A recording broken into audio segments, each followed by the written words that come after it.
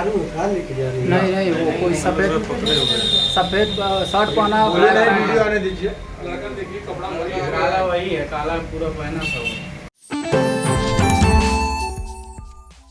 कभी कभी एक छोटी सी विजिट एक बड़ी सी तब्दीली ले आती है, लेकिन हर घर में कुछ छोटी कमियां छुपी होती हैं, जैसे ये सीलन जो पुरानी लकड़ी की खिड़की से आती है, और बाहर का शोर वो तो बातें भी रुकवा देता है। बस एक फिक्स और सब कुछ बदल जाता है। ग्रीन प्लास्ट की प्रीमियम यूपीवीसी विंडोज, ना सीलन ना शोर, सिर्फ सुकून। वेदर रेजिस्टेंट डिजाइन जो हर मौसम में सालों तक साथ निभाए।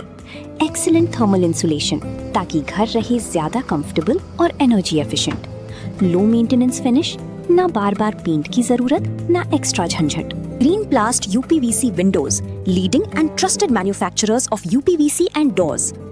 गोरखपुर के बहुचर्चित वैभव हत्याकांड में जांच लगातार आगे बढ़ रही है। 10 वर्षीय वैभव वर्मा की अपहरण के बाद हत्या और फिर 1 करोड़ रुपए की फिरौती मांगने के मामले में पुलिस ने मुख्य आरोपी कंप्यूटर टीचर सर्वेश उर्फ बिट्टू भट्ट के कबूलनामे के आधार पर कई अहम तथ्य जुटाए हैं। इस मामले में अब सिर्फ हत्या की जांच ही नहीं, बल्कि आरोपी की आर्थिक स्थिति, उसके डिजिटल नेटवर्क और परिवार की संभावित भूमिका की भी पड़ताल की जा रही है।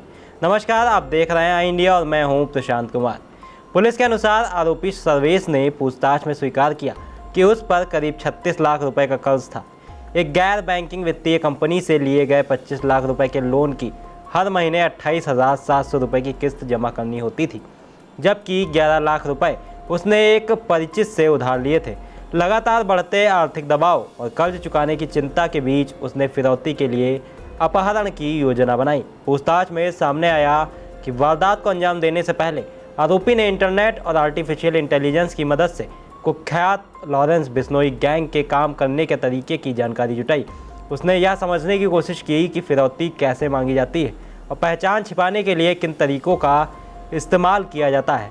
इसी योजना के तहत उसने इंटरनेट के माध्यम से कंबोडिया का वर्चुअल मोबाइल नंबर खरीदा और उसी पर व्हाट्सएप अकाउंट बनाकर कारोबारी परिवार से 1 करोड़ रुपए की फिरौती मांगी।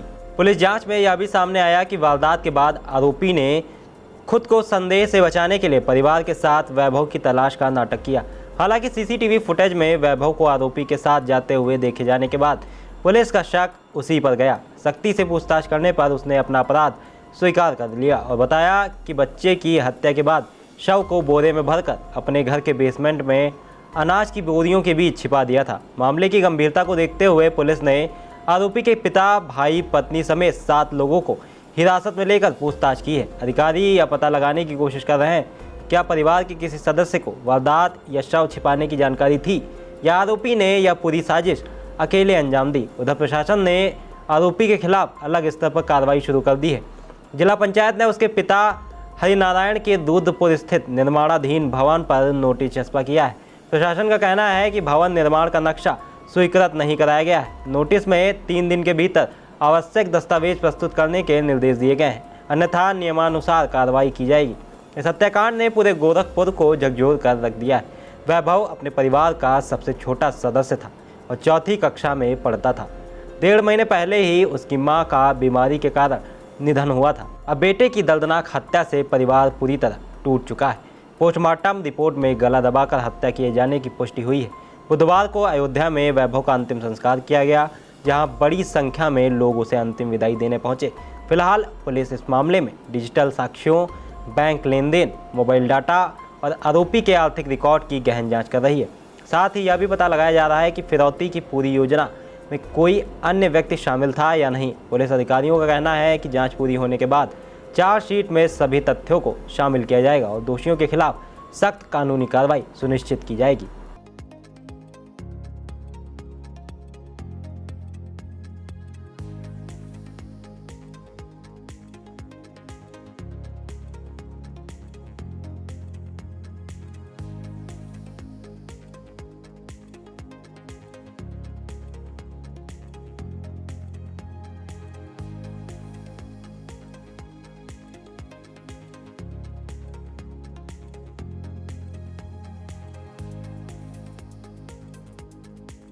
चुनावी समर में इंडिया का महासर्वे, विधायकों का रिपोर्ट कार्ड, जनता जनार्दन देगी नंबर।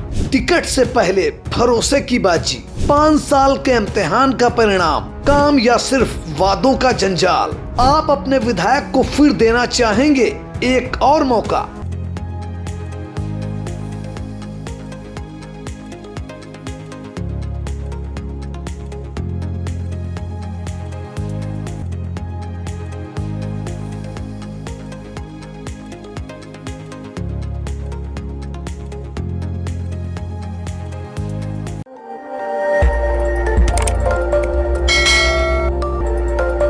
खबर आपकी, नजर हमारी। देखते रहिए आई इंडिया।